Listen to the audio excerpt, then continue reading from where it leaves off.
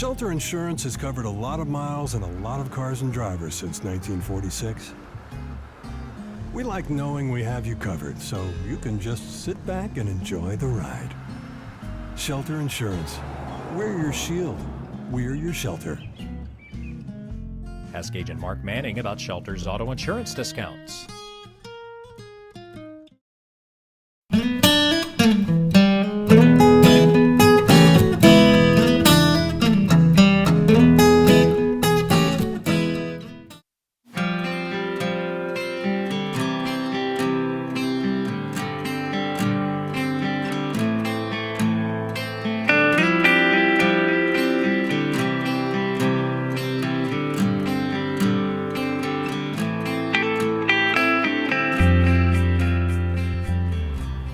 Well, it's always a lot of fun and a great opportunity when I get to visit with Mr. Ted Hall, who is the Executive Director of White River Area Agency on Aging. And we are visiting this month in Newport, Arkansas. Absolutely. We're right here, and we're right here at our office. Yes, and sir. We're proud to be here, as always, in Newport as we talk about how we serve seniors better. Well, we're serving seniors in Jackson County and 9 other counties also, just around northeast, north central Arkansas. And Mr. Ted, one of the things that we want to talk about today, it's so important to us, is job employment for you. And we have jobs available, and we need your help. Absolutely. And I told David before we came on air today, we need to talk about, we need to hire aides. And so we want to have aides so we can serve the seniors of this area. And thank goodness the COVID seems to be over, and so we can look forward now as we have a beautiful day in springtime. We can also look forward for people to come and work with us. The good thing about working for what we do, David, person can really kind of set their hours, and a lot of times we'll have a wife that wants to drop their kids off at school and then work a few hours and then have time to pick up their children in the afternoon. So just come by and see us. We're always available in Newport. Be 870-523-4982, or they can call our corporate office. That's in Batesville. That'd be 870-612-3000. So we're always available. And we try to treat people right. We give them good training. And the most important thing, David, we're taking care of seniors. Well, and you mentioned the training part. We're just south of the location, just south. Y'all know where we are here. And if you don't, we're going to tell you. Just south of Fathead Pizza Company. Absolutely. And absolutely. You can't miss us. That's what the big, beautiful blue sign is out front and here on the wall. But the White River Area Agency on Aging, taking care of seniors. And you talk about these jobs that we have for aides. Talk a little bit about training, because we're not just going to throw somebody out there and say, hey, go to work. Absolutely. We're going to train these people on what to do. Absolutely. And one of the things that we take pride in is our training. And Tracy Baxter does our training for us, and she's been with us a long time. We actually give our folks an on-hands experience, and that's over 40 hours of training. And some folks give people just videos, and they kind of figure it out themselves. Well, we actually go through the process.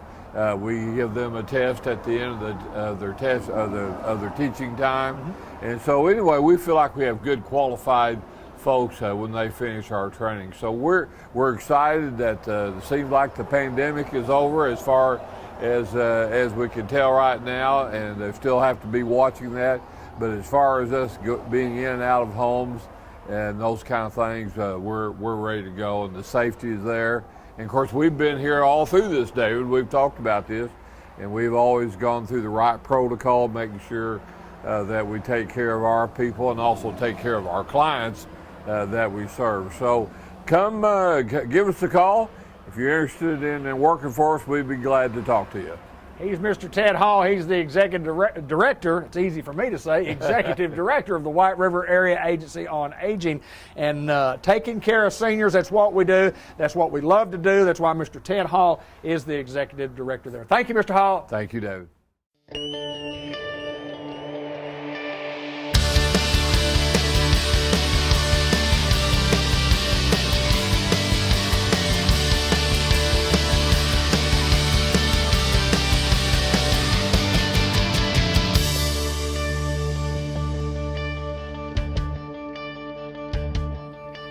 what a pleasure it is for me to have Jay Cox back in the studios, and been a while since I've got to visit with you, sir. How's Jay Cox? I'm doing well, Good deal. We got some things to talk about. Jay, you're doing some things right now that people need your services.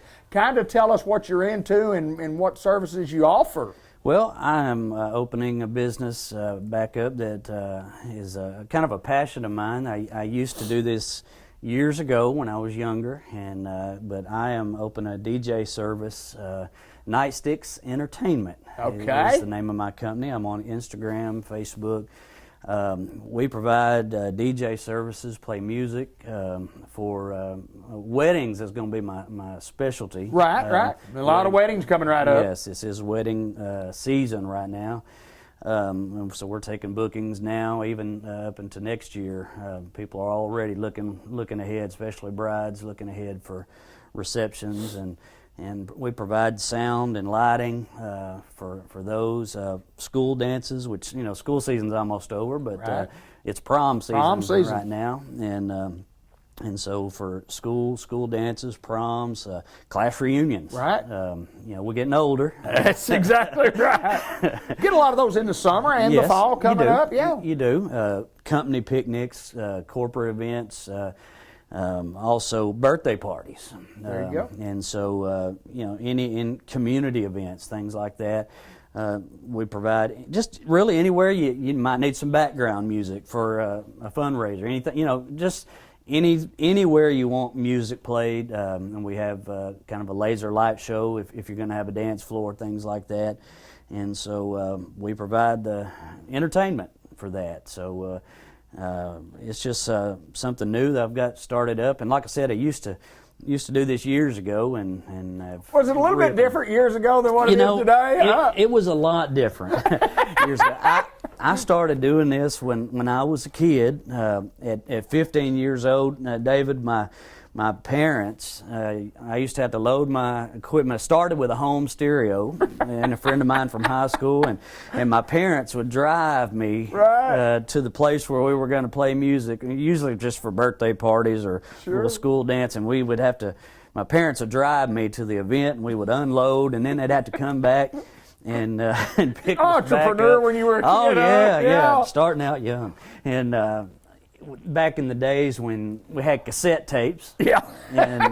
And when you got a song playing and then you get your next tape ready, you had earphones and you were hitting rewind and stop real quick to cue up your music for the next song.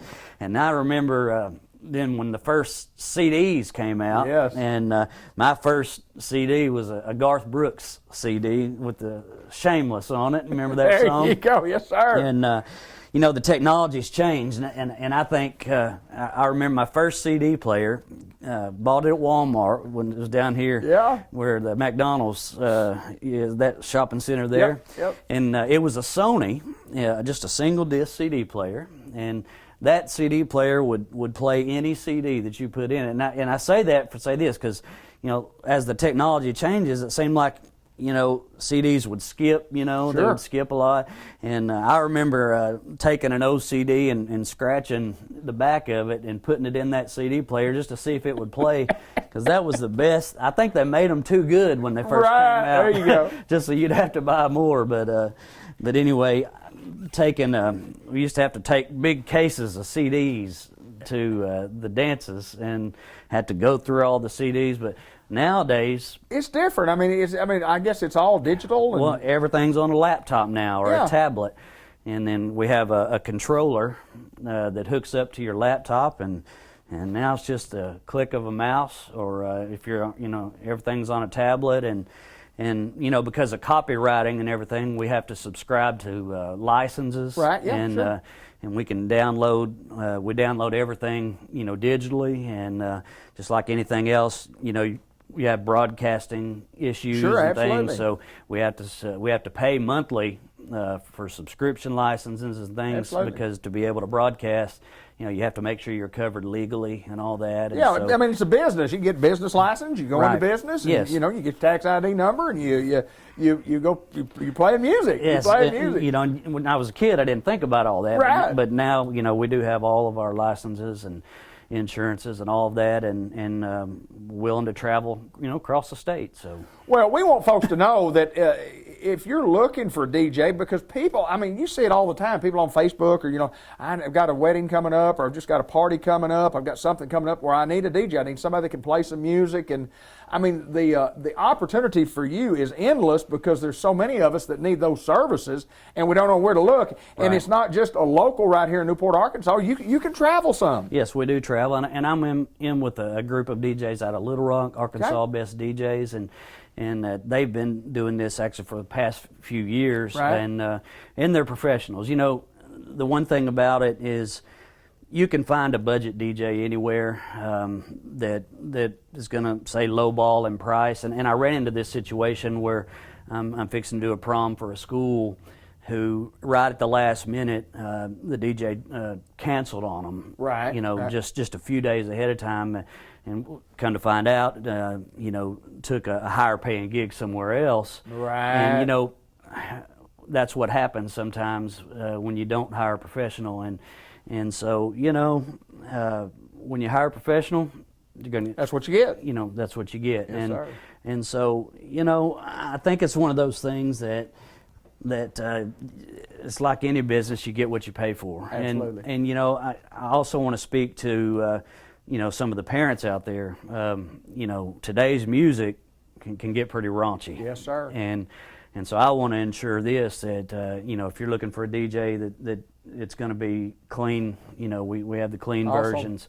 We download the clean versions of all the songs, and so if you hire us for a birthday party or school dance, we're gonna make sure that the music's clean, and most of the time we get a playlist from a school or something up on the front end, and even that, Right. even the clean versions, Yes, sir. sometimes Yes, sir. Not real clean, yeah. Yeah, you have to filter those out as well, but that's also the part of when we charge a fee, it's not just showing up and No, playing you have a music. lot of work to do prior to There's going. a lot of Absolutely. work that takes place, on the front end, is going through those playlists, and me being, the age that I am, some of the songs that kids listen to, I have to go through and make sure that, even though there may not be cussing in the music, Sure. Is the content, Absolutely. is it something that needs to be played? So, there's a lot that goes into it. This is something that you love. You mentioned that you started as a kid. We want people to understand that this is a business, but what you are is an entertainment business. You provide that entertainment to the public in a business that is it's needed. It's very much needed. Tell me again the name of the business, and tell me how we get in touch with Jay Cox if we need your services, because I may want to throw a big shindig here before too much longer. Let you come on over and You DJ need this to. thing. You need to. Nightsticks Entertainment. It's Okay.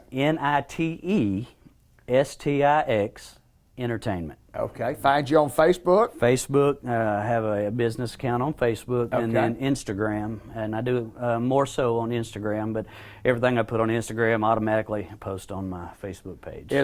Can anybody just call? I can call. My number is 870-664-0195. We'll put that at the bottom of the screen, let everybody know how to get a hold of it. I think it's going to be a great business for you, and I know you've been doing it. You've already had some great success in doing this already. Yes, And yes.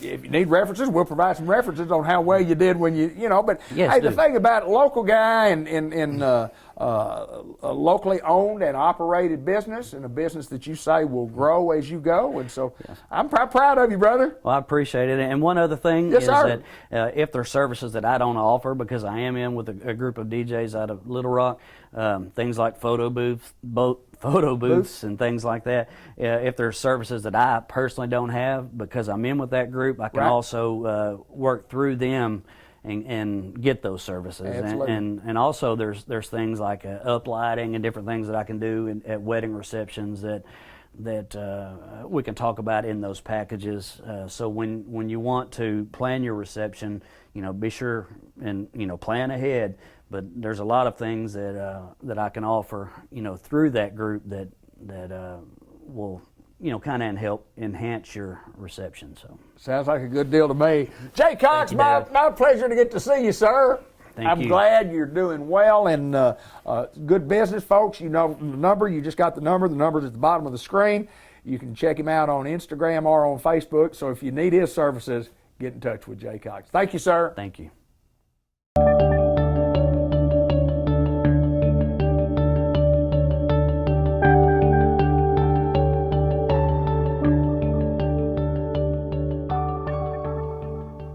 Dr. Hunter Brown from the White River Health System in Batesville joins us. We're going to talk about some new things that are going on as far as urology is concerned. But first of all, welcome to the program, Dr. Brown. You bet. Thank you for having me. Tell us a little bit about Hunter Brown. Well, I've been in Batesville now about 32 years. I'm from the southwest part of the state, a little town called Louisville. Graduated from high school in Baton Rouge, went to LSU for a while, and finished at the University of Arkansas. And subsequently went to medical school in Little Rock and did my urology residency there. Why medical school? And when along the way did you decide, that's something that I want to do, and then why urology? Oh, medicine I've always been intrigued by. I was kind of in between actually veterinary school and med school. Right. And decided to go the med school route and urology in particular because, I like to operate. We only operate emergently about 15% of the time, so most of our cases are scheduled. I like that. And we see all ages, both sexes, so it's an interesting field. So if somebody didn't know what urology was, I said, what is urology? Tell me about urology has anything to do with the urinary system, which includes, the kidneys, the bladder, the prostate, the testes, female prolapse, testicular cancer, cancers of the prostate, bladder, kidneys. In saying that, when you talk about cancer, and then there's some benign, what we call BPH, that we want to talk about today. That's and then we'll get into talking a little bit more about how to treat that. But what is BPH? Tell us what it is, and tell us, and you can go ahead and tell us how we treat that. Well, BPH is benign prostatic hypertrophy. It just means that a certain area of the prostate enlarges. And most men, 50 and over have about a 50% chance of needing some attention to help them be able to empty their bladder. The urethra, or the water channel, runs right through the middle of the prostate. And as it enlarges, it occludes that area in some men, and you have to have treatment or you don't empty your bladder well, and that can lead to infections. Ultimately, it can lead to a bad bladder that you can't pee, or even renal failure. Okay. You have to have dialysis. In BPH, and you have that, and then we have an ablation type therapy that we use now with robots that makes it a little bit more precise than what we've been using in the past. Tell us what we normally used to do, and then tell us what we're doing now. Well, treatment for BPH several years ago, in the 60s and 70s and even earlier, was basically surgery, where you remove the part of the prostate that was blocking the bladder. Really large prostates you did through an incision. Smaller prostates you could do through a scope called a TURP, transurethral resection of the prostate. Okay. And then in the 80s, we had medicines developed. They're called alpha blockers that will relax the prostate capsule. Okay. And about 60-70% of men will respond to that. So up to the point where we were doing surgery for BPH, then we went to medicines, and then you would have people that failed medications or couldn't tolerate the medicine for one reason or another that would require surgery. And the evolution of treatment has been ongoing. So from medicine, they didn't respond, you still had a transurethral resection of the prostate. Well, that has evolved where there are more minimally invasive therapies, something called a UroLift, something called Resume, and now for the last 5 or 6 years, aquablation. And what makes aquablation nice is that some prostates can be very big, and to open them up with a scope takes a long time. Right. And if you can't do it through a scope, then either robotically or through an incision, you have to remove the obstructing prostate tissue. The aquablation system will let you address large prostates in a very timely fashion, and since it's robotically controlled and computer programmed by the surgeon and the technician, you can spare certain areas of the prostate. Right. Because some therapies can lead to some sexual dysfunction in men, and you can largely alleviate that with the aquablation. Well, I know this. I did a little study on it this morning, and just, I mean, you look at it, and it's just technology at its finest. Right. At White River Health System here in Batesville. And from your perspective, how has technology changed what you guys do? I mean, It's changed just a lot. I mean, even of course, there are several different types of medical robots now. We use a Da Vinci robot for prostate cancer, where we actually remove the entire prostate, and for kidneys too. Right. And then we have now this aquablation robot that is only used in urology. And so the precision of anything that is robotically controlled is better. Right. Because you can spare areas that you don't have much room to spare to start with. Used to prostate cancer, you made an incision, you took the prostate out. Same for kidneys. We talked about the TURP, where that uses heat to get rid of the tissue, although you do remove quite a bit of the tissue. The aquablation is essentially a heat-free procedure. It's a very strong, like 12,000 psi water jet that ablates and destroys the tissue. And then at the end of that, we do put a cautery in just to spot cauterize little bleeding points. Okay. And so it worked real well. And, just kind of for an example, if you took a man that had a 200-gram prostate, an average size is about 40 grams. Okay. So it would take to resect that through a scope easily 2 to 2.5 hours. You can do it in 45 minutes to an hour. Yeah, it just, I mean, the technology in my mind, when you start speaking about robots or whatever the case may be, I know as a kid growing up and you saw a picture of a robot or whatever, something on TV, you went, yeah, the world will never come to that. Or, of course, cell phones, either one. So the technology's there. It certainly has changed medicine in all fields, not just robotically, but orthopedics. And, everybody now seems to have their own robot. What's the process if somebody is interested in possibly looking into this type of procedure? What do we have to do to get to see you guys, you and Dr. Emery? Just get an appointment with me or Dr. Emery, and then, of course, if it's appropriate, there are certain tests we have to do to see if you will be able to, from an insurance standpoint, to have aquablation. They have, the Medicare particularly requires certain tests and criteria before you can do that. So, Dr. Hunter Brown, we appreciate you taking time to join us and talk about new technologies at White River Health System. On top of the world for sure, 32 years worth here in Batesville, Arkansas. Right. I thank you, my friend. I appreciate you. Need to see Dr. Brown or Dr. Emery, the number's at the bottom of our screen.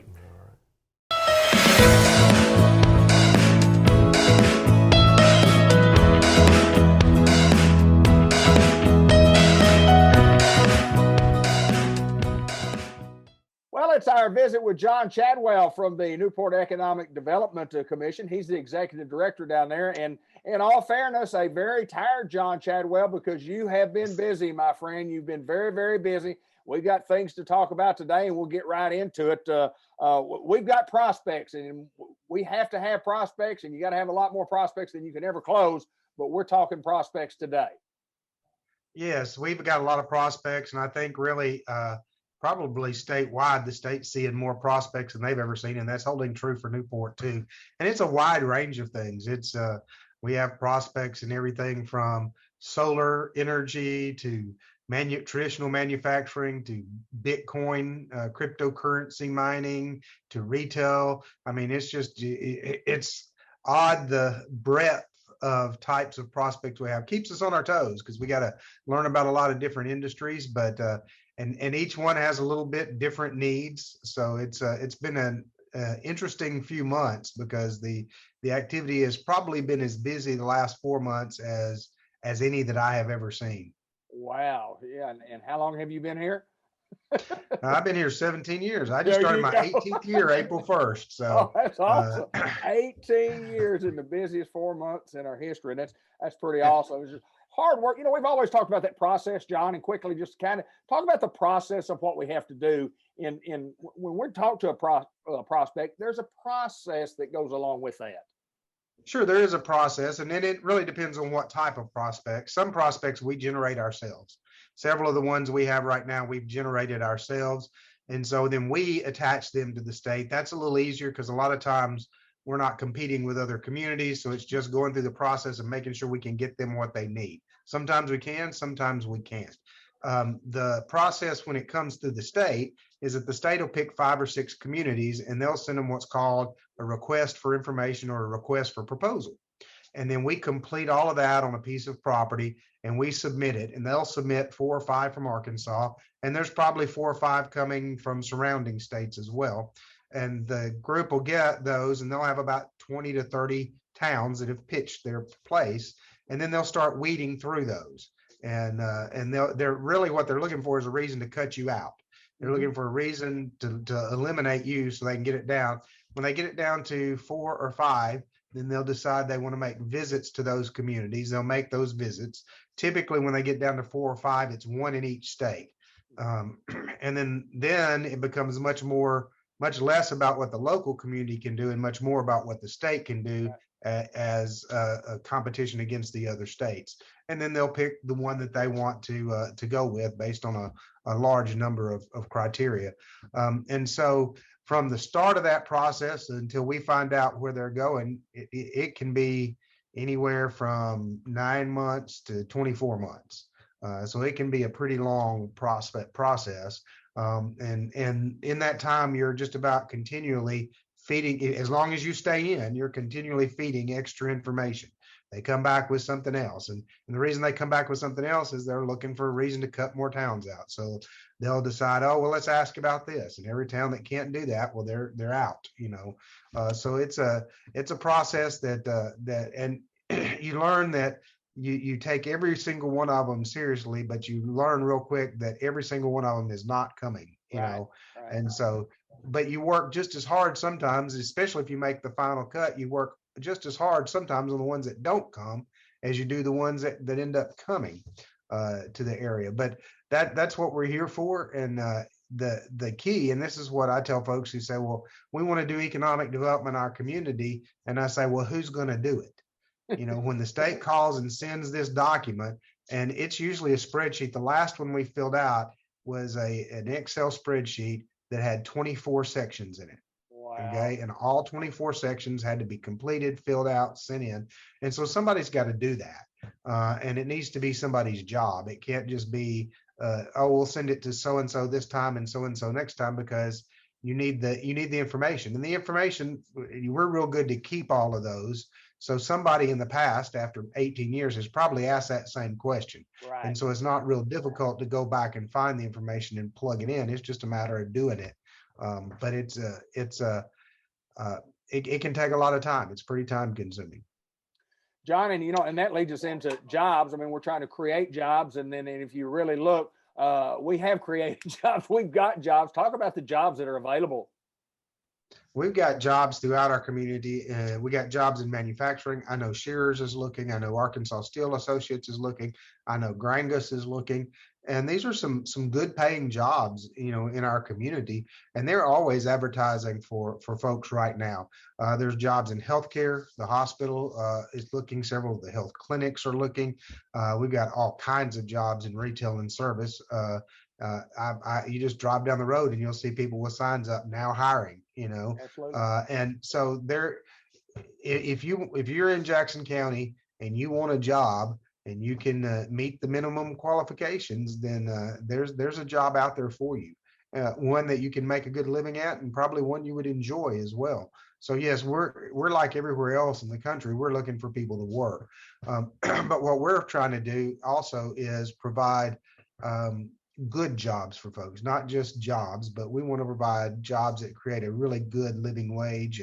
And so when Grangus came in and they created 100 jobs, these are really good jobs. They pay a really good living wage for our community. And Arkansas Steel has always been a backbone of the community. Shearers. So these jobs that come in, a lot of these jobs pay really good wages. So you can have things for your family that you want and the kind of life you like for your family. Healthcare is always one of the higher paying areas as well. So, I go back 18 years when I arrived, and all everybody could say is, you can't get a job in Newport. There's not any jobs available. Well, that's completely turned around over 2 decades. And it's the work of a lot of different people. A lot of different people have made this happen, not the least of which is the citizens of Newport who've invested in themselves through the half-cent sales tax for economic development. If that had not been here, Newport would not have turned around. In fact, Newport would probably be on its way, way down like some other communities have. But the citizens of Newport chose to invest in themselves. And that is the number one thing that has made a difference in where Newport is. Amen. I'm with you there, brother. Workforce development, and got a little project of Tech Depot. Let's talk about that. Well, we're continuing the construction with Tech Depot, but in the interim, we're still having classes and things at the temporary location. We got a grant from the Office of Skills Development to buy the equipment to create what's called an A+ lab. A+ certification is kind of your backbone basic IT certification. And we, through Tech Depot with apprenticeships, have been able to take people who work at a company or are hired by a company, let them go through the program, and the company and the employee don't have to pay for it because they have a Department of Labor grant. And that's fine, but so many of our companies right now are so busy, they're having a hard time letting employees off to go to training. And so what we're looking at doing is partnering with ASU Newport through Tech Depot. And we're looking at creating a class for people who maybe they're doing something else. Maybe they're in retail, maybe they're in a job that's not really what they want to do. They want to be in computers. And we're going to try to offer A+ certification with a goal of trying to get 50 people in Jackson County A+ certified in the next year through Tech Depot. And that'll do a couple things. First, it'll let these folks that get the A+ certification will then be able to have credentials that'll let them maybe get a different job than the one they have, if that's what they want to do, or elevate at their own company. And the second thing is we'll create this tech workforce. And once people see we have a tech workforce, they might know, hey, if I move my tech company to Newport and they've got 50 certified folks and I'm paying a decent wage, I could probably get 30 of those folks to come work for me. Mm-hmm. And so we want to create that pool of tech workers so that we can attract some tech companies. So we're going to start on that. We're going to offer the courses in the evening. And there will be a fee to these courses. We're working on what that will be right now. But one bonus that we have on that is that the Quorum Court had some money that was stuck in an older economic development program. And they had about $27,000 that they donated to Tech Depot to create scholarships for people in Jackson County to get technology certifications. And so we'll be managing that through Tech Depot, and that'll help offset some of the cost. We're looking for some other avenues maybe to offset some of the cost. And we really think that if we could do 50 this year and 50 next year and just keep doing 50 a year, then we could create a workforce that could attract some really good companies. And these are jobs that are not factory jobs. And factory jobs today are not what everybody thinks factory jobs were. Technology 20 years ago. Technology has changed it. And so a lot of people are surprised when they go to Grangus or Arkansas Steel or somewhere like that to see what the jobs really are, because they're not the same as they were 20 years ago. But some people just still have their mindset on an office job. They want kind of a more office setting. And that's what these technology jobs would be. It might be a call center. It might be a tech support center. It might be a cybersecurity center. There's all kinds of different technology opportunities that are out there.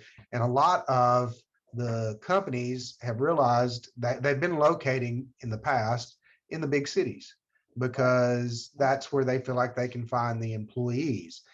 But what they can pay in a big city, the prices are going up on rent and stuff such that they really can't afford to pay the employees enough for the employees to be able to live in the city like they want to. And so it's become a real struggle for them sometimes to be able to pay a good wage, but it's still not enough for folks to live on. And so if we can create the environment where they can come into a smaller community, and more of them are looking to do that, we can create that environment, then they can come in here and they know they could hire 30 people. And if they pay those 30 people $65,000 a year in Newport, it's much different than being paid $65,000 a year in Dallas, Yeah, more net money. Yeah, absolutely. And so that's going to be one of our long-term strategies. We always want to, agriculture has been our backbone, and we want to support agriculture in this community. That's important. Manufacturing's been a second pillar of our economy. We want to continue to support that.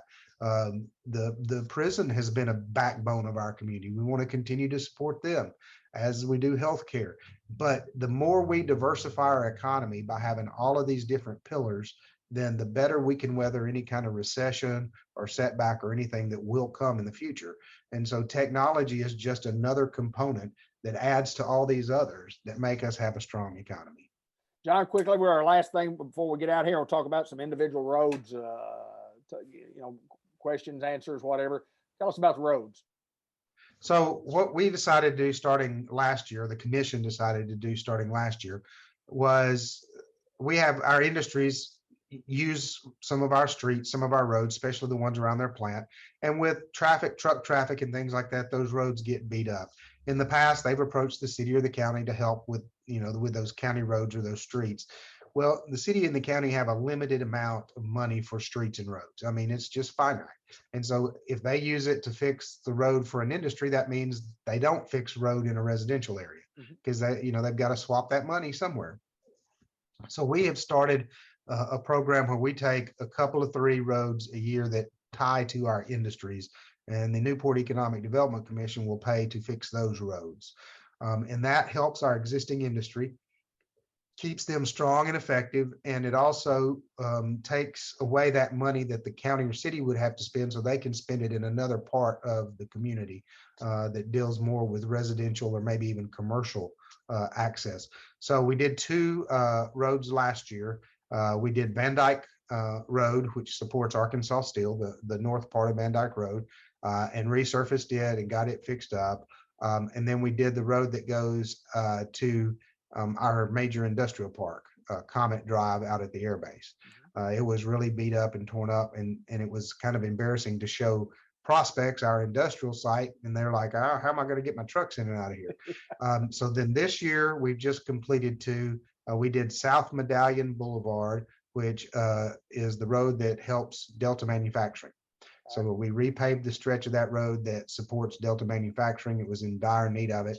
And then just this last week, we did Enterprise Drive, which most people won't know what that is. I had to look it up, but it's from Van Dyke Drive up into the Grangus manufacturing plant.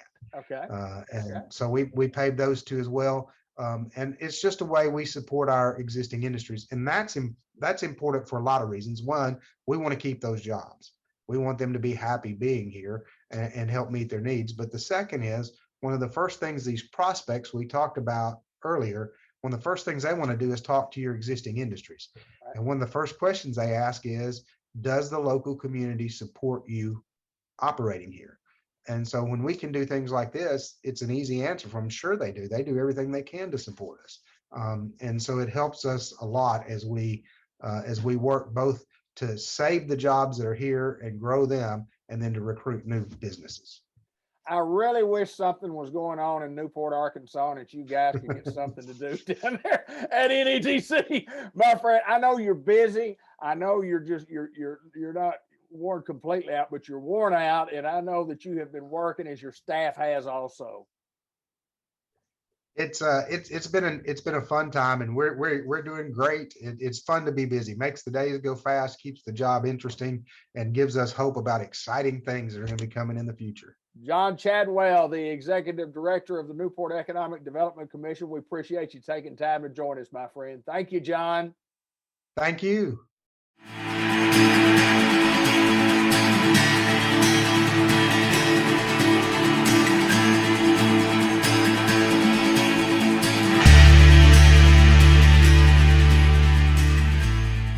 Customized Vision Care, Dr. Gavin McDowell. Welcome, my friend. Good to see you once again. You as well. We're filming at a new location today. We filmed in the contact room. We'll talk more about that in a little bit, but we're here today to talk about the encouraging thoughts that you need to have about having your eyes checked sometime pretty soon, because we neglect that, Doc. Boy, do we ever. Well, we don't. I mean, you might. But We as a general society yes, neglect we it. do. Yes, we do. Because it's not cosmetic for the most Right. part. You know, actually, I think we talked about this in one of these other spots before. I've seen several dental advertisements in magazine and print where it'd be a family and they're just in a general setting and it's just a picture of them, and you notice somebody's missing a tooth. It's like, oh my gosh, that guy's missing a tooth, but you failed to notice that he only had 4 fingers on one hand because everybody looks at how their dental work is, but people don't think about that with their vision because it's not something that other people see. It's what you used to see other people. And it's difficult to understand in your, where you sit, that you say, well, people might take care of their other parts of their body, but because they don't want to lose them. Yep. But they don't think too much about their eyes. That's what we want to talk about today. Just to vision examination, health care on your eyes. We've talked about this before, obviously, on this show, but healthcare is so important, and it's so important to get your vision checked because you may have a problem that you really don't know you have, or we can stop some problems from happening in the future. Exactly. A majority of eye ailments and problems that occur in the eyes are asymptomatic for a very long amount of time until they get very well progressed and you got major problems at that point. So if you catch them early, not only do you have the better outcome or better opportunity for outcome, we might be able to prevent problems altogether as long as you catch them early. So we ask you to call us at 870-523-3333 and set up an appointment to come see you. And you run through the gauntlet of all the way around. You make a circle now. It's a pretty neat setup we have here. It's awesome. We're in the contact room, and I wanted to ask folks out there, if you've never worn contacts, would you be interested in getting some if it didn't cost you anything to try to get them? And we've had that service for a long time. And we have some contacts. If you can't wear one of these or get one that would, you probably don't need them.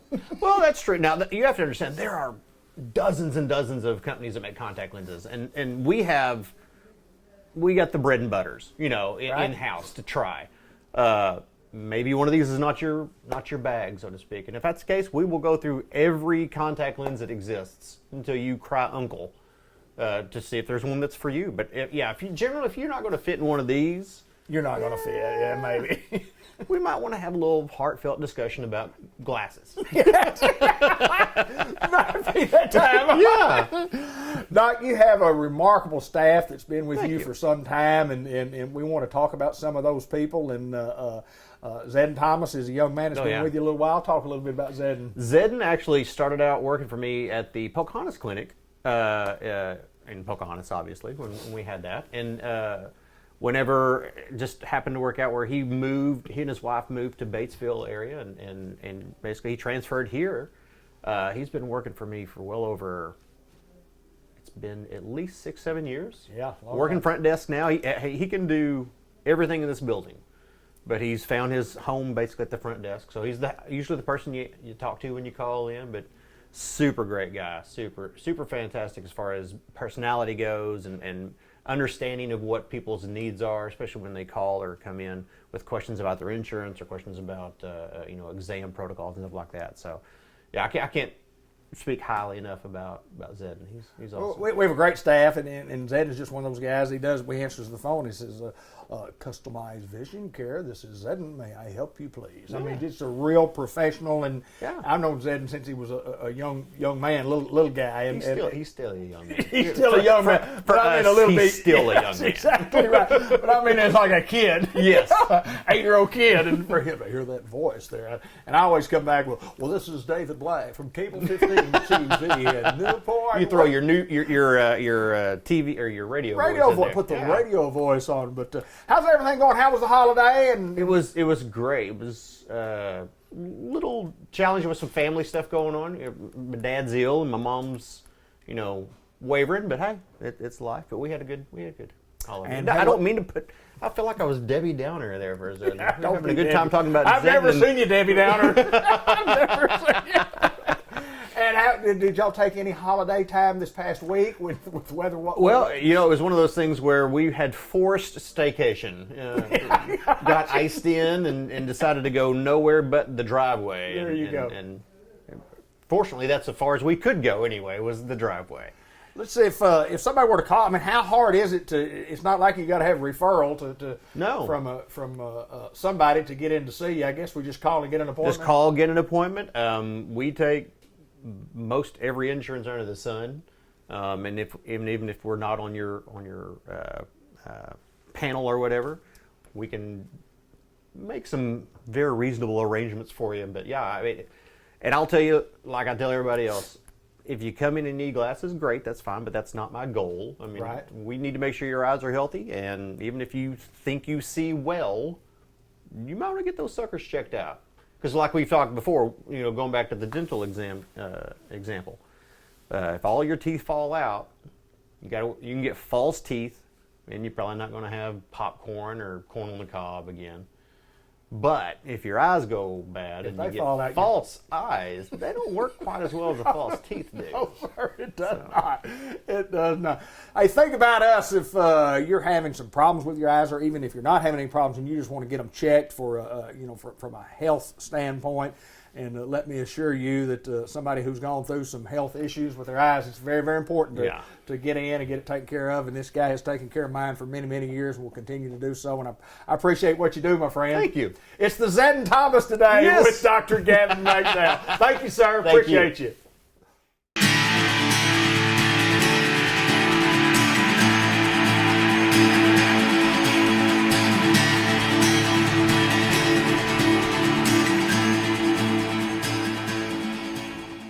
Merchants and Planters Bank was founded in 1946 by farmers and business owners because they needed a community bank that knew them and understood their business. A lot has changed since then, but Merchants and Planters Bank is still employee-owned and operated, and we're still committed to knowing and understanding the needs of every customer we serve. Great rates, fast turnarounds, and experienced local bankers ready to work for you. That's why you should choose Merchants and Planters Bank. Stop in any of our 12 locations or contact us at mnpbank.com.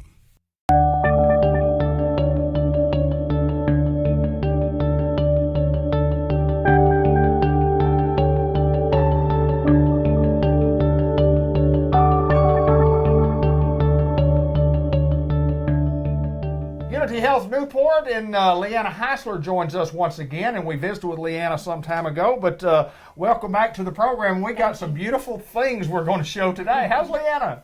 I am doing just fine. Good, good. Remind the folks a little bit about you. Give us a little history about you, and then how you got to where you are today. Well, I became a nurse in 2003, worked in the OB department in the nursery, on the nursery side. Always loved it, fell in love with babies. Didn't think that I would ever leave the nursery. But I wanted more. I wanted to be able to see these babies that I was taking care of grow up. Mm-hmm. And I thought, that's just what I'm going to do. And so I went to APN school, and here I am now. And at the Unity Health, we call this the Pediatric Clinic, and we're going to show you at the end of the interview some of the murals in your office in each and every room, and we want to talk about that. Tell us what you have done, the idea that you've had. When you go into these rooms as a patient or as a patient's parent, I mean, it is bright, it is beautiful, it is painted. It is. And we had a couple of ladies from John 3:17, Ashley and Taylor, who came, and what a beautiful job they've done. We'll show that at the end, but talk a little bit about what you've done with every room here. Well, I had a vision that I wanted my clinic rooms to be different. I wanted the rooms to be bright, and I wanted it to, I wanted the girls to come in, have their own little room. I wanted the boys to have the superheroes and feel like it was made for them. The babies, I wanted bright colors, and I wanted to be able, whenever I did my wellnesses, I could just point to the colors, and that way they could tell me, what ones they were. And I just think, I just love these rooms. They love them. They think they're just amazing. And even when you come in the lobby is painted. Yes, when you it come down the hallway is painted, and we'll show all that to you here in a little bit. But just a great idea. You go into doctor's offices all your life, and they're usually the same old, what I call the old drab doctor's office colors. And you just wait. Yes. When you come in here, you literally go, wow. And I know Linda and Kelsey had the grandkids and kids in here yesterday, and they were totally impressed, and not only totally impressed with what you have done here, but with you and what you're doing, and things have picked up for you. And yes, they have. Talk a little bit about what's been going on health-wise, and as we say, business as usual, but it's not business as usual. So yeah, it has picked up for me. Love the parents, love the kids. They love coming back. I can't describe it the way that I need to. Right. I absolutely love what I do. And I love getting down. Like you have a little 3-year-old. I love getting down. I usually sit kind of in the floor, and I like to getting down on their level, talking to them, and it makes them feel comfortable. Not just coming in, looking in the ears, not talking with them. I get on their level, and they know it. I think they appreciate it. They relax. The murals help them, kind of stay calm, and I think that's what keeps them coming back. Well, there's no doubt that you have a tremendous passion for taking care of little ones. And kind of give us an age. Who do you treat from what age to what age? Birth to 21. Okay. Birth to 21. I would say if I was 20 years old, I would be impressed when I come in here. Yeah, if I'm impressed at 65, I'm certainly impressed at 21. Yeah, it's pretty relaxing to be in the doctor's office. Is. Yeah. I have some older teenagers, they come in and they're like, yeah. Pretty neat, isn't it? Pretty Yeah. neat. Leanna, what's going on as far as medicine goes, as far as illnesses? I mean, we're kind of, COVID's kind of slowed down, but boy, other things have taken over. Talk a little bit about what's going on the last several weeks. The flu. The flu. Flu A, I've had a few flu B and some strep, but it's 9 times out of 10 it's going to be flu. Yeah, isn't it a lot of flu. And we're treating them as best as we can, but we're going to get over it. Yeah, no doubt about that. We'll get where we need to be. But I mean, it's an awesome idea. I think it is a beautiful, beautiful. We're going to show it here in just a little bit and show all these different rooms. But I guess it makes your job a little easier knowing that there's some comfortability between you and the kids and the parents. There is, and I'm going to tell you, I have a wonderful nurse. The kids love her. The parents know her, and I'll be the first to say it. I mean, this clinic is what it is with her too, and I need to put her up there. Well, your staff is good. I mean, obviously you're about as good as what your staff is. Yes, usually. Yes, sir. And who is she? Amber Harris. Okay, Amber Harris, and well, that's pretty high marks coming from the lady in charge here. Well, I've always said you can be a good provider, you can care for your children, but it takes the staff of that clinic to make that clinic. That's awesome. Everybody has to be on the same page, and I think we have it here.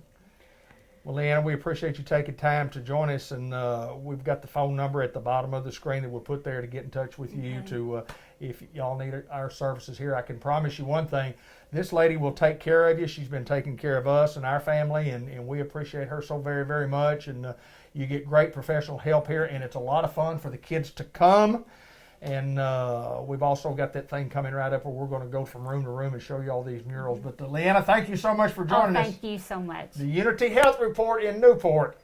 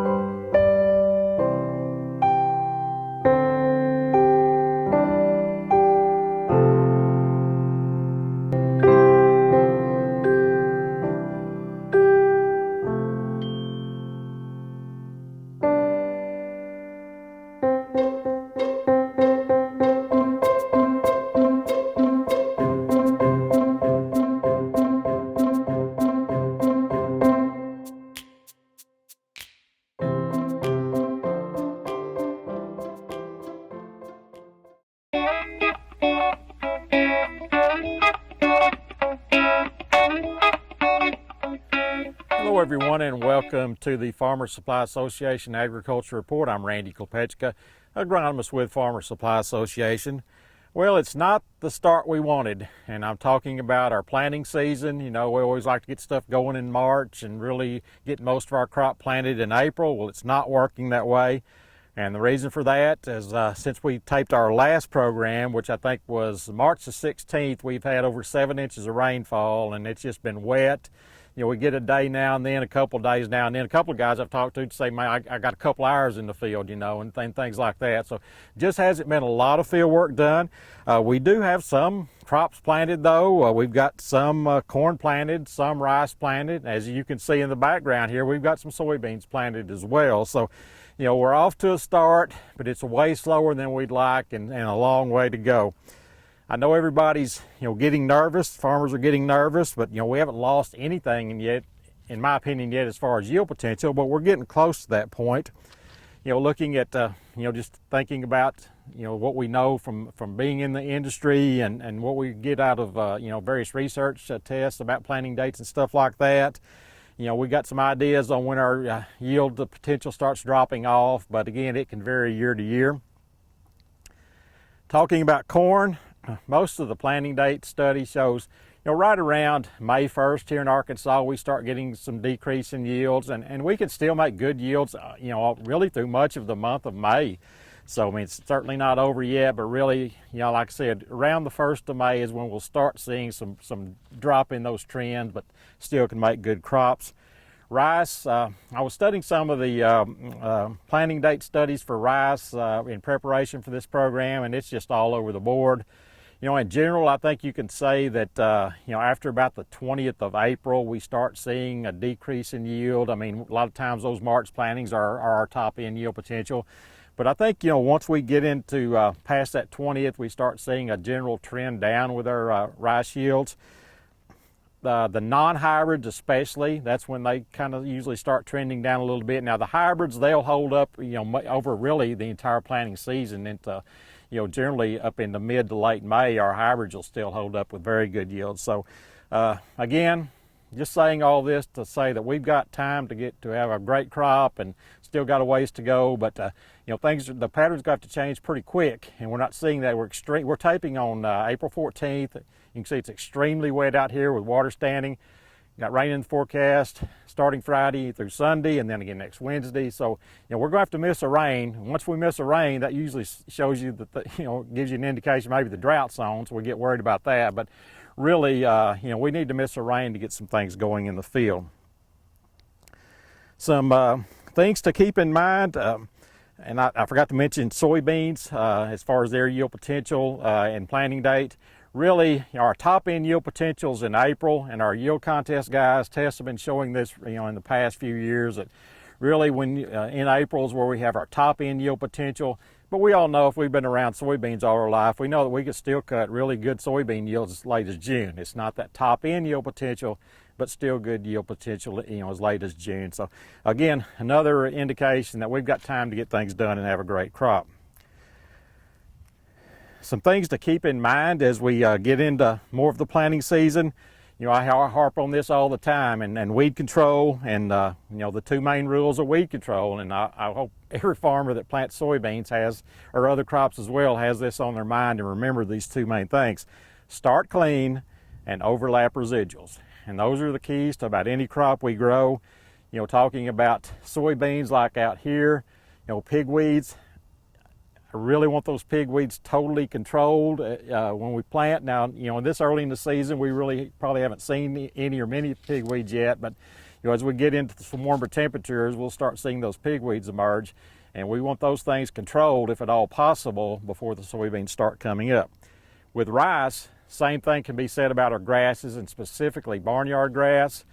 You know, I can't tell you how many times I've gone to a field and the rice is starting to emerge, and I see some pretty good sized barnyard grass out there, and I just kind of draw up and shake my head, because I know it's going to be an expensive treatment to try to clean that barnyard grass up. And again, I'm saying trying to clean it up, where the guys could have put a shot of Roundup out there, and Roundup's higher this year, but still it's going to be cheaper than a lot of those other post-emerge you know, possibilities. So start clean, make sure you're clean before that crop emerges. because it's a lot easier and normally a lot cheaper to get it cleaned up before then, or you're going to be behind the 8 ball the whole season. With our grasses, I think Roundup's obviously going to be our #1 choice there. With our pigweeds, we look at gramoxone. So, my rule of thumb has always been, early in the season, a lot of times I tend to recommend the Roundup plus something like maybe a Sharpen or a First Shot that have no or minimal plant backs, and look at that. And then after that, when the pigweeds start coming up, I'm looking at more of a gramoxone or gramoxone plus a PS2 inhibitor type application. So those are kind of my very general rules of thumb on burn down. There's a lot of other ways you can do it, but that's kind of my starting point for burn down and starting clean. Next, overlap residuals, and we talk about that multiple times a year. It's so important that we overlap our residual herbicides because of the, sometimes the uneven control, the erratic control that we get out of the post-emerge application. So overlap residuals, we talked about rice last time, so we won't talk about that again. But with soybeans, we want to start, probably the best starting residual would be a combination of a Group 5 and a Group 15 herbicide. The Group 5 would be metribuzin. The Group 15 would be one of what we call the grass herbicides like Dual or Outlook or Zidua, one of those applications. So that's what we're going to think about with our pre-application for soybeans. And then our overlap after the soybeans emerge is going to be one of those Group 15 herbicides, and we're talking again about the the Dual, the Zidua, or the Outlook. So that's kind of how we overlap our residuals with soybeans. Those other options, we've got Prefix is an option. Certainly Valor and some of the Valor containing products are options. But I like to start with that Group 5 and Group 15 combined. Make sure your variety is tolerant to metribuzin, which most of them are nowadays, but double check and be sure of that before you put any metribuzin out there. So that's kind of our rules of thumb. Starting clean, overlap residuals. Next thing I want to talk about today, or kind of close the program with, is fertilization. We started talking last fall really, about the higher price of fertilizer and the issues they were going to present, and we talked about that a lot in detail actually back in the fall. Well, nowadays that fertilizer price is still high. It hasn't gone down any. As a matter of fact, it's probably come up a little bit since then. So we still got people talking about how they're going to handle their fertilizer applications, whether they're going to cut, whether they're going to stay the course, or what they're going to do. It's always great to have something to base this decision on. Obviously, if you've got soil tests, it's great to be able to base your fertilizer recommendation, or just field history. I mean, if you've been farming ground for a long time, you kind of know what the field, what kind of response you get to certain fertilizers, so you can use that too. If you don't have that, then you're kind of behind the 8 ball and can really hurt yourself tremendously by not putting the right fertilizers, the right amounts of fertilizer out there. So don't cut yourself, trying to save money. I mean, try to save money if you can. I understand that. There's no doubt we've got to be looking at that. But if it's going to hurt you pretty bad, we've got to watch those situations and avoid them. What I'm seeing out there talking to our farmers, 3 or 4 different scenarios. I've got some guys that really aren't changing very much. They take soil tests regularly. They're putting what the soil sample recommendation is and just not looking back. I know it's expensive, but they don't want to hurt their yields significantly. So they're staying the course on their fertilizer recommendation. So that's one of the things I'm seeing. Another thing I'm seeing is what I call proportional reductions in their fertilizer. For example, they may go an 060-90 normally, and they may cut back to an 040-60 right now. They're still putting, a decent amount of phosphorus and potash out there, but they're not putting as much as they have in the past, trying to save a little bit of money while at the same time not hurting yield potential. So that's another thing I'm seeing out there. Another thing is what I call selective cuts. For example, I've got one guy that we were looking at his soil sample reports, and he was calling for quite a bit of phosphorus and quite a bit of potash. And we talked about that, and I said, well, you probably won't notice that phosphorus hardly at all if you cut it out. So what we did is we cut the phosphorus in half, and we stayed with our potash recommendation, because potash is the one that really contributes to yield, especially with soybeans and really with other crops as well in most cases. So if you're going to make cuts, make selective cuts. Don't cut everything out unless you feel that you've got a reason that you can cut everything out. If you've got a soil sample saying that you don't need any fertilizer, well, that's a different story. But otherwise, let's try to make selective cuts and maintain our yield potential while we're out there. Also getting some calls about alternate sources of fertility nutrients. One of those, of course, is poultry litter. And poultry litter is a great source of nutrients. You know, I really think it's a good source of nutrients. Got a lot of value in it, not just the P and K, but other things as well. So, you know, I really like the poultry litter. A couple things to keep in mind on poultry litter, however, you got to know what's in it. So hopefully, you know, the source you've used or has had maybe some samples taken and an analysis run to see what kind of nutrients are in there. Or if, you know, maybe you need to take the sample of your poultry litter source and send it off to the university and see what's contained in it, because, you know, it can vary quite a bit on how much P and K and other nutrients are in it. So, you know your source, know what's in it. That's very, very important. Another thing that we've got to worry about, you know, is applying, is getting the litter to your farm and getting it applied in a timely manner. Sometimes that can be an issue, and I've seen, you know, multiple times where guys are wanting to plant, needing to plant, and they don't have their litter out there. So again, know your source of litter and feel confident that you're going to be able to get it applied on time and get it delivered on time. So those are keys to that if you're going to use poultry litter in your system. We also have some other alternate fertilizer sources out there, and all I'll say on that is read the labels, see what's in them, get some unbiased recommendations about these sources to see if anybody's done any research or has used them before to know what's in them, and really know that kind of thing. So do your math and see what's in these sources. You know, sometimes there's not much in them, sometimes there might be, but do the math, and if I can help you with that, let me know. So we got to know what's in these other sources, know what you're putting out, and get some information about that before you do it. So that's kind of where we're at right now. Again, way behind where we are to be right now, but we know with our equipment nowadays, if we miss a rain, like I said earlier, we can be back in the field in a week or so and get a lot of stuff done in a couple of weeks. So hopefully when we talk to you next time, we'll have a lot more crop planted and stuff to talk about. This has been Randy Kopechka with your Farmers Supply Association report.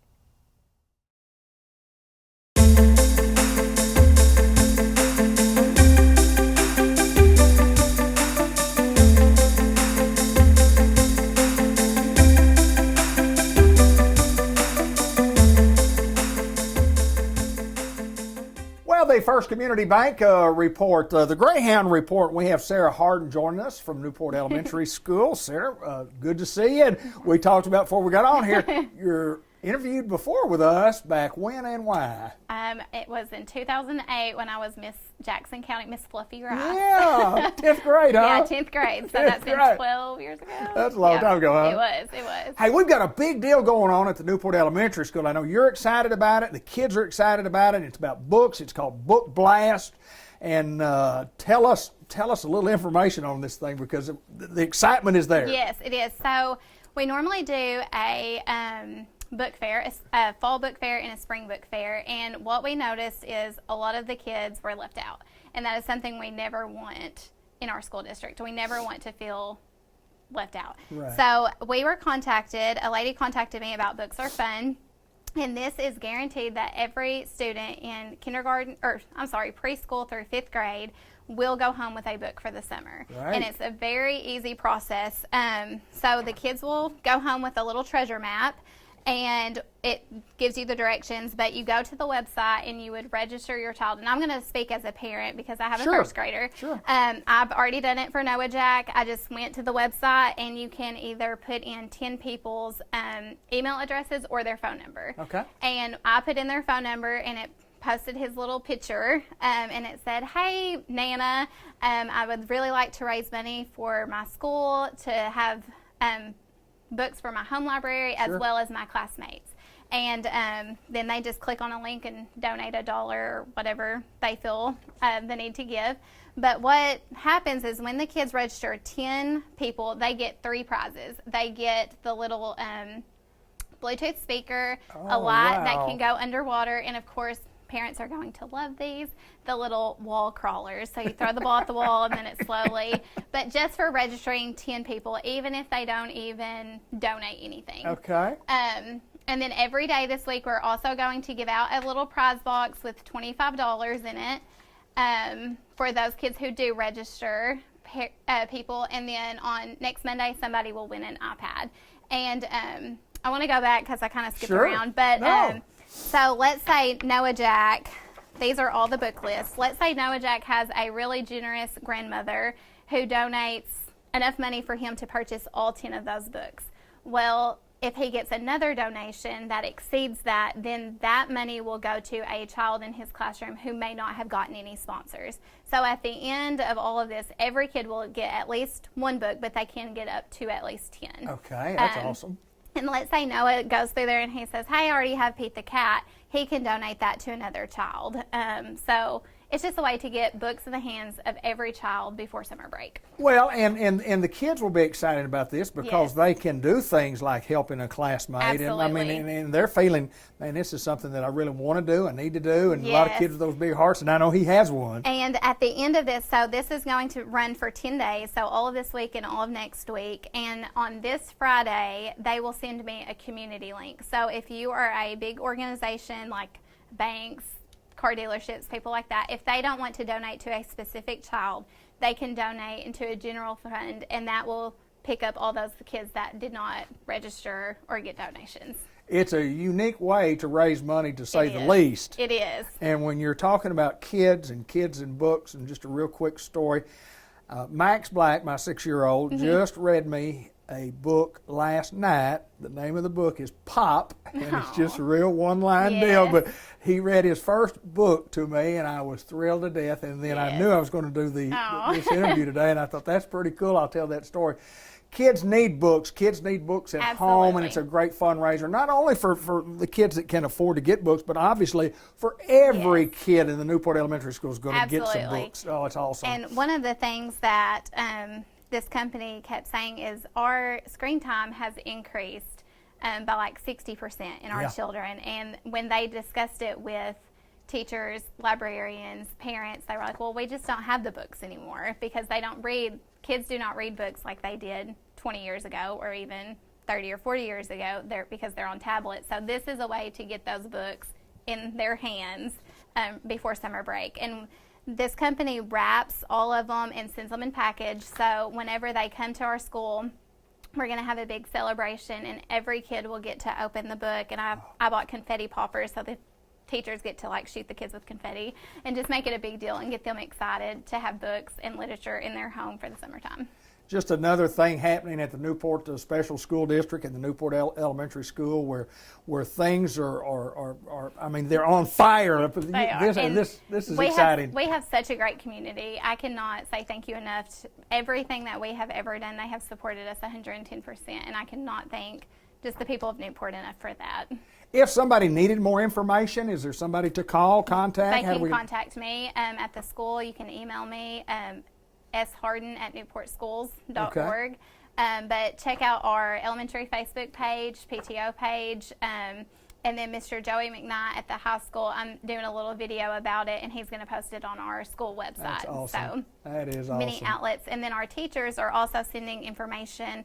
They use the Remind 101 app. So if you're on Remind, that will go directly from your teacher to your cell phone. So we invite you to join us at the Book Blast at Newport Elementary School, and not a book fair as such. This is a lot more exciting than that. It is. Sarah, I appreciate you taking time to join us. We want the folks in Newport, Arkansas, and around the world to take care of our kids right here in Newport, Arkansas. I appreciate it. Thank you.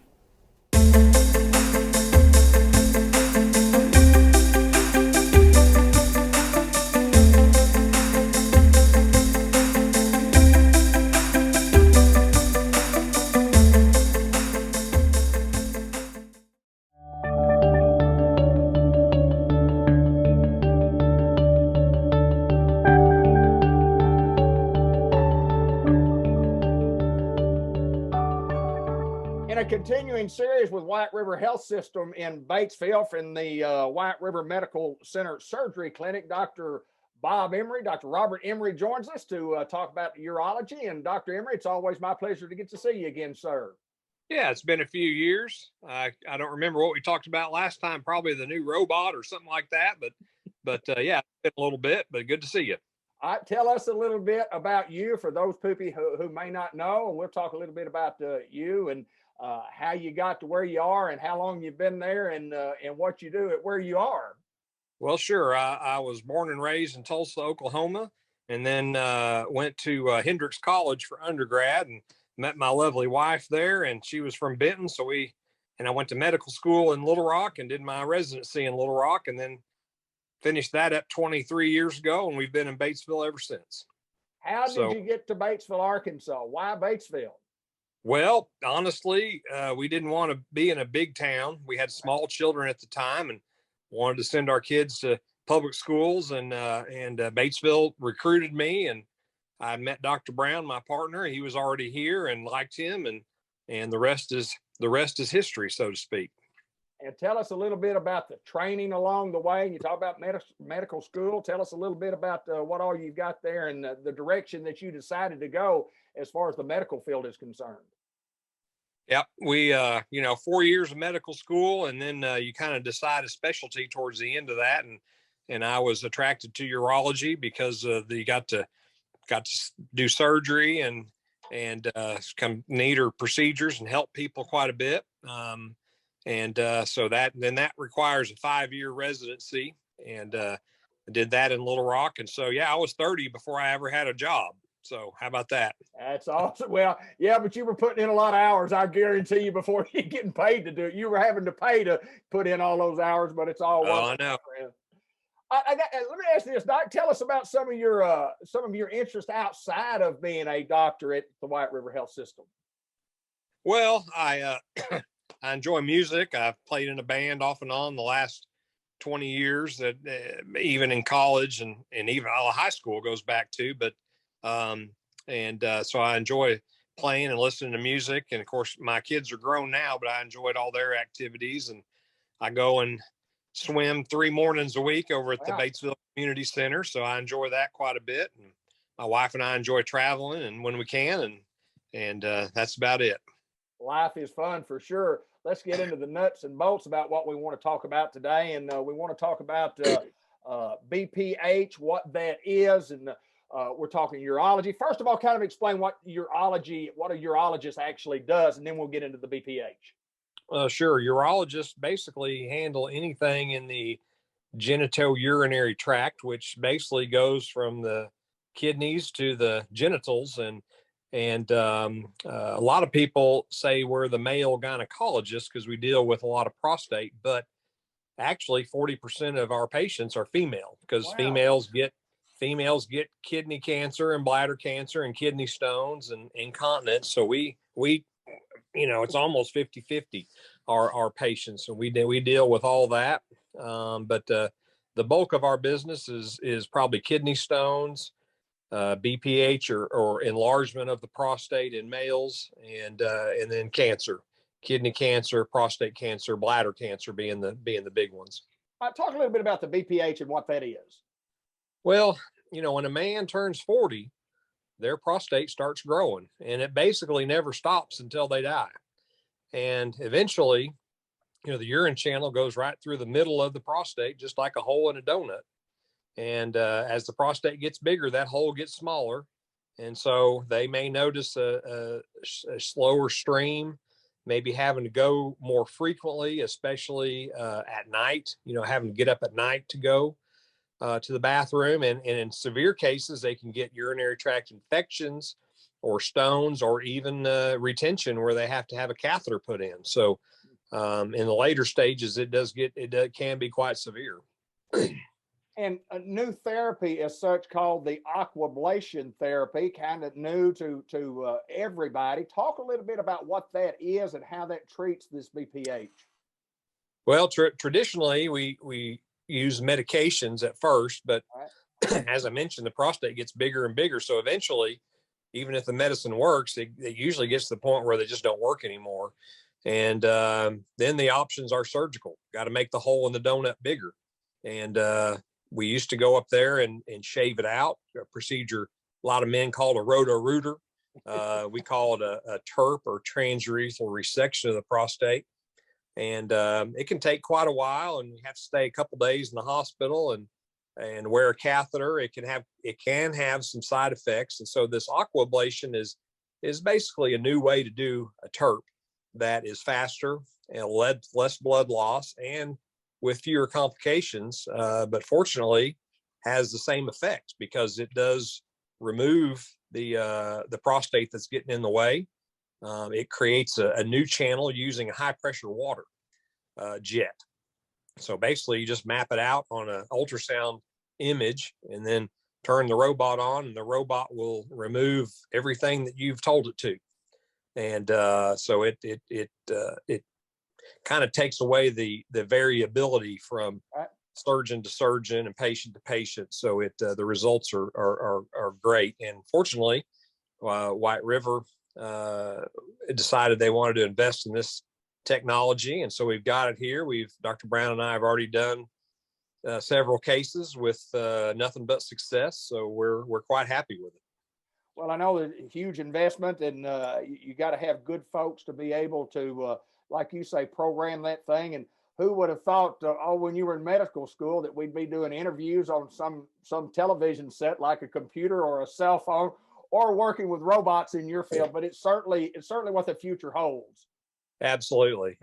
This is at White River now. We've got 3 surgical robots. So one is orthopedics, and one is used by several specialties, including myself for cancer surgery. And then we've got this robot, which is just used by urology. So it's becoming the standard of care pretty quickly. Dr. Emery, we always appreciate you taking time to join us. And if anybody's needing some information, you can call the WRMC Surgery Clinic at 698-1846. But I'm assuming that you need a referral from your PCP. Is that correct, to get to see you? Well, most men who require this are Medicare age, and you actually don't have to have a referral. Oh, wow. If you're Medicare, you can just call and make an appointment. Wow, So isn't that awesome? That is you awesome. just call up and we'll be happy to see you. Well, on a Wednesday, that's going to be a stormy day, and you hurriedly come in to spend a few minutes with us to get the friendly folks out in the Independence of Jackson County the word on what this stuff is. Boy, man, we appreciate it, because it's interesting stuff, and you're an interesting fellow, to say the least. I appreciate you, my friend. All right. Take care, Mr. Black. Thank you, Dr. Emery. Have a good day. Bye-bye.